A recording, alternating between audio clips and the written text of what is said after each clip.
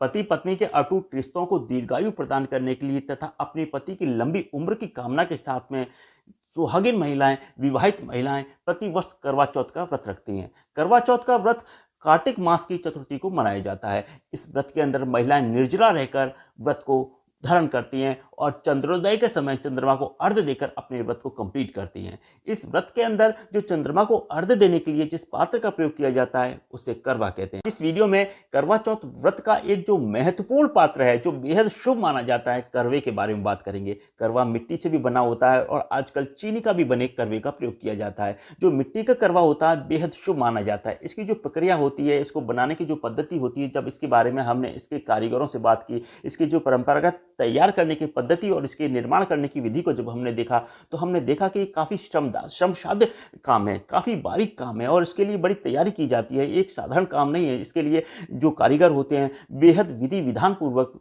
करवा का निर्माण करते हैं। करवे को बनाने के लिए वे सबसे पहले उपयुक्त मिट्टी का चयन करते हैं। इसके लिए एक स्पेसिफिक मिट्टी होती है, एक चिकनी प्रकार की मिट्टी होती है। उस मिट्टी को ये चयन करते हैं, उसको उसमें पानी मिलाते हैं, उसमें रेत मिलाते हैं तथा बहुत सारी इसमें प्रक्रियाएं होती हैं और उस प्रक्रियाओं को करने के बाद में चाक पर उस आकार को ढाला जाता है, जो बेहद श्रमसाध्य कार्य है, बेहद बारीक काम है। और इसको करते समय उनमें पूरी जो सकारात्मकता है, जो पूरी उनकी शुभता है, जो उनकी जो पूरी पवित्रता है, इस बात का ध्यान रखा जाता है। और जब वह एक प्रकार से मिट्टी का पात्र जब तैयार हो जाता है फिर उसके बाद में उसको पकाने का काम होता है। ये मिट्टी के करवों को पकाने का काम भी काफी श्रमसाध्य काम है। इसमें कंडे के बीच में जो गोबर के कंडे होते हैं, उपले होते हैं, उसके बीच में करवों को रखकर उसको काफी देर तक उसको आग के द्वारा तपाया जाता है, जिसके कारण जो करवा होता है वो मजबूत हो जाता है और उसके अंदर जल का फिर रिटेंशन टाइम है वो काफी अच्छा हो जाता है। इस प्रकार जो पककर जो निर्माण हुए करवे होते हैं उन पर फिर बारीक कारीगरी की जाती है, यानी उन पर कलर किया जाता है, उन पर डिजाइन बनाई जाती है, जिससे वो आकर्षक लगते हैं और महिलाएं इसका